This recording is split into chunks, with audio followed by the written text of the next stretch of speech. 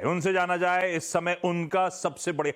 अच्छी बात यह है जब सबके आइडियाज मेरे सामने भी आए, कोई वो निफ्टी 50 दिग्गज नहीं, अपन बढ़िया तरीके से बहुत सिलेक्टिव होकर स्टॉक्स चुन रहे हैं। गौरांग सर, पहला स्टॉक जो सबसे ज्यादा पसंद आता है आपको? तो आशीष, स्टॉक बताने से पहले तीन बातों का ध्यान रखना जरूरी होगा जो हमने चयन किया है। पहले तो देखिए, जब आप सिकंदर शेयर्स की बात करते हैं तो कम उम्र दिग्गजों पर ही ध्यान जाता है, लेकिन हमने आज प्रयास किया है कि हम मझौले और छोटे क्षेत्र से जुड़ी हुई कंपनियां लेकर के आए। दूसरा, हमने ये प्रयास किया है कि ये जो आजकल ट्रंप तांडव, टैरिफ की लटकती तलवार, ऐसे कौन से क्षेत्र है जो इससे परे हैं। और तीसरा और बहुत महत्वपूर्ण ये है कि ये जो भी स्टॉक्स हम आज बताएंगे वो बुनियादी दर के आधार पर लंबी अवधि के लिए है, तो ये ध्यान में रखना अनिवार्य है। पहला स्टॉक हमने हॉस्पिटैलिटी क्षेत्र से चुना है। मिड कैप मझौली क्षेत्र का शेयर है और बहुत ही सक्षम और मजबूत कारोबार है इनका। आने वाले भविष्य में विस्तार योजनाएं काफी है। मैं बात कर रहा हूं इंडियन होटल्स लिमिटेड की। टैरिफ्स में बढ़ोतरी हुई है कोविड के पश्चात। प्रवास हम बहुत करते हैं, जब भी कुछ समय बाद हम जाते हैं तो जिस होटल में हम पहले रहे थे वहां का रूम का टैरिफ वहां से बढ़ करके थोड़ा बहुत ऊपर गया। आने वाले समय में 15% की बढ़ोतरी रूम टैरिफ्स में होगी। प्रवासी भारत को लेकर के भी सकारात्मक रुझान, और उसके साथ साथ त्योहारों के सीजन पे और शादी के मौसम में बैंक्वेट्स की तरफ से इनकम, फूड एंड बेवरेजेस, ये पूरा समीकरण सामने रखते हुए इंडियन होटल्स लंबी अवधि के लिए खरीदारी की राय है। 950 के आसपास के लक्ष्यांक अनुमानित निर्धारित किए हैं। सबसे दिग्गज होटल कंपनी, और ऑफलेट चलने के बाद तो मार्केट कैपिटलाइजेशन के लिहाज से दुनिया की one of the top ranked.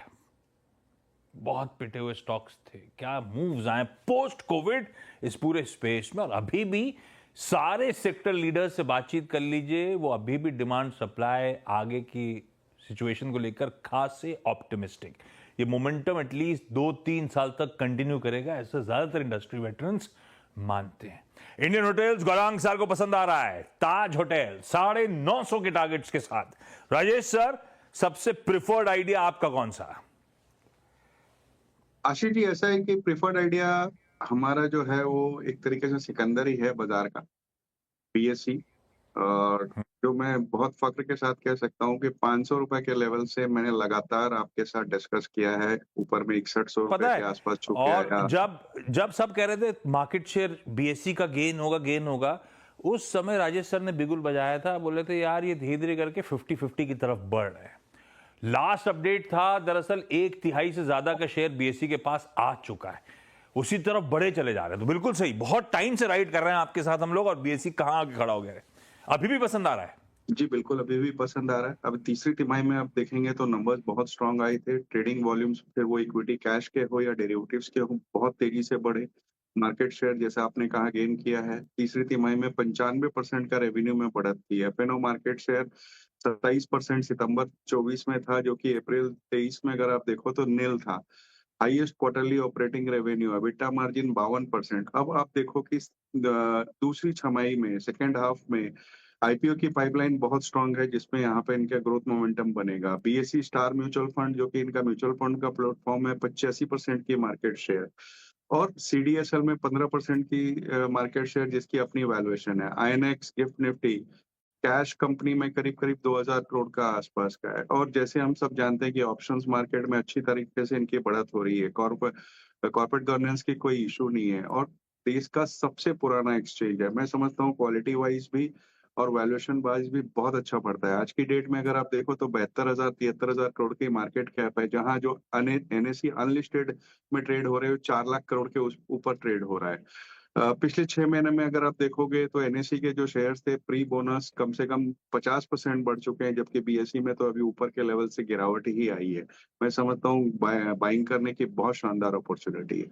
और सबसे बड़ी बात, इन्होंने बोनस की मीटिंग अनाउंस कर रखी है।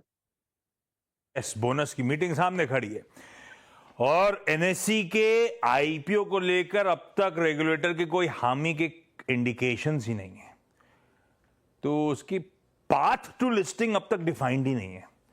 तो ऐसे में बीएससी और शायद चमकता हुआ नजर आए। इकलौती दिग्गज एक्सचेंज जो तब तक इकलौता होने की लिस्टिंग गेन्स का फायदा उठा रहा होगा। खैर, ये कहानी है बीएससी लिमिटेड की, बहुत बड़े तरीके से हमने राइड करा था और बाकी आज भी अट्रैक्टिव लगता है राजेश अग्रवाल साहब को।